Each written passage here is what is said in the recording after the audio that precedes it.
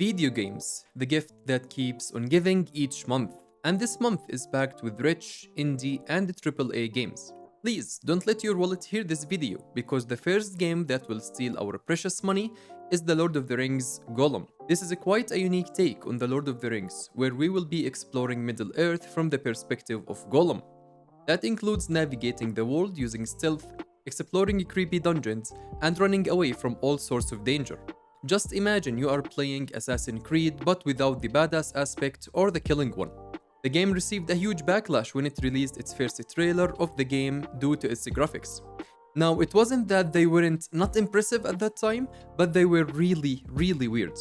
Imagine the Sonic movie when it first appeared. Now you will have a clear idea. This game was then delayed to work on the graphics and deliver better visuals. Now, to be honest, I don't expect this game to blow anybody's mind or to climb the Steam bestsellers, but I hope that I will be proven wrong when it releases on the 25th of May on all platforms except the Switch. System Shock is a game that I played during the Steam Next Fest and I didn't like.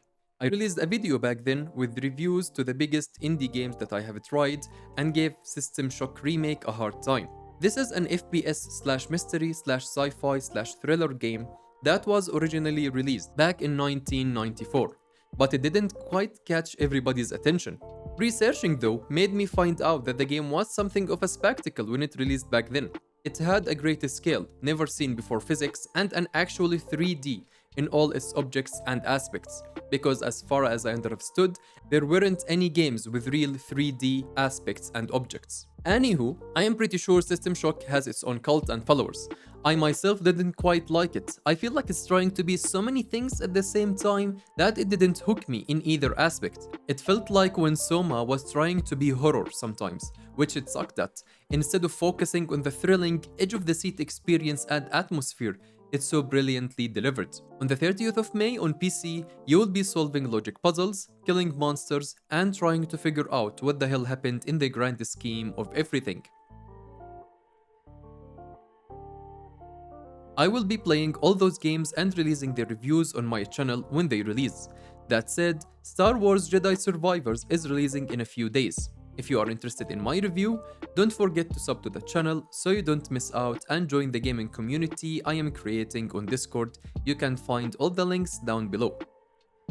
One of the best looking unique games to be released is After Us, a mesmerizing looking game where you will be playing someone called Gaia. Your goal is to find out lost souls and bring them back to something called Mother's Ark.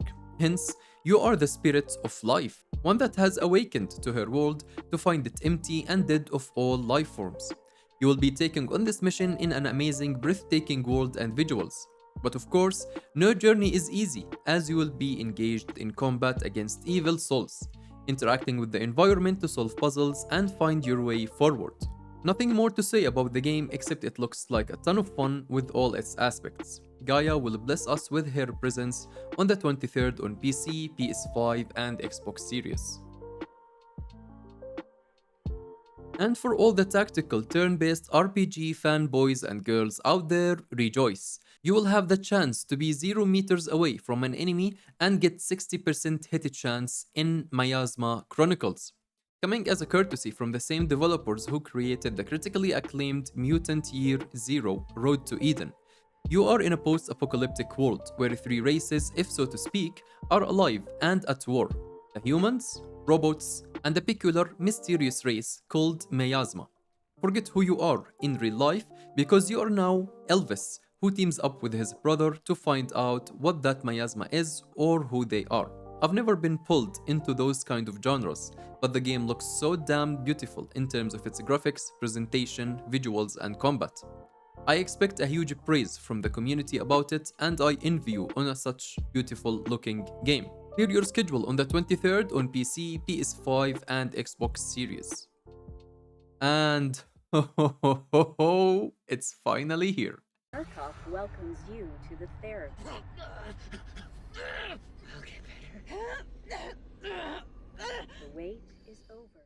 the Outlast Trials. I have already bought a bunch of underwear and pants to replace my to-be pissed clothes. I have been waiting for this impatiently since it has been announced a few years back. The Outlast Trials is a co-op horror experience where you are a character who agreed to have mental and physical tests done on him during the Cold War. This can be played with up to 4 players, with the devs stating that the pace of the game will be like a TV show.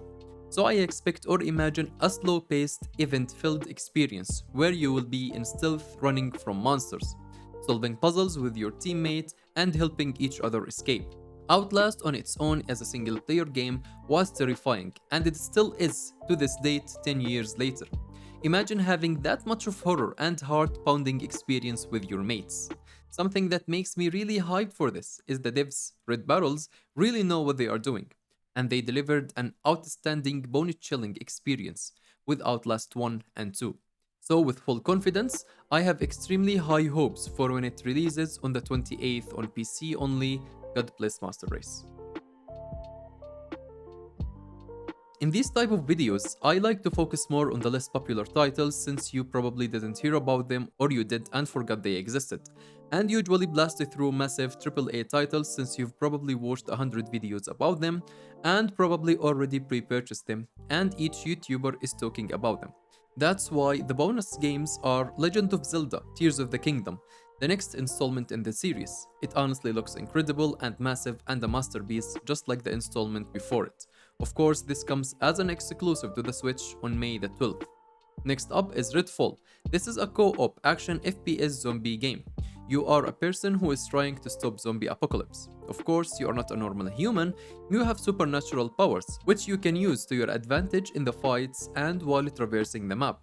This is coming from Arcane, the devs behind Dishonored, Deathloop, and Prey. You can see their DNA coursing in Redfall. The game looks like a lot of fun, but people who played the closed beta were not so impressed by the game due to various reasons like always online requirement, bullet spongy bosses, co-op not being available for a game that's intended to be a co-op in the first place, and other stuff. We will be the judges of that on the 2nd of May on PC and Xbox Series. PS4, Xbox One people rejoice, Hogwarts Legacy is launching on your rigs on the 5th of May. No need for any introductions and just ready your wands for an amazing adventure. I have already released a review if you are interested in a fresh point of view. Oof, this was a packed video. So are all my videos as I try to put good effort in all of them. I am a man like all of you playing video games with a life packed with responsibilities, full-time job and a family. Gaming escapism is for all those people out there who have busy schedules and a busy life. I hope that you enjoyed this video. Don't forget to leave me a like, a subscribe, and have a good day.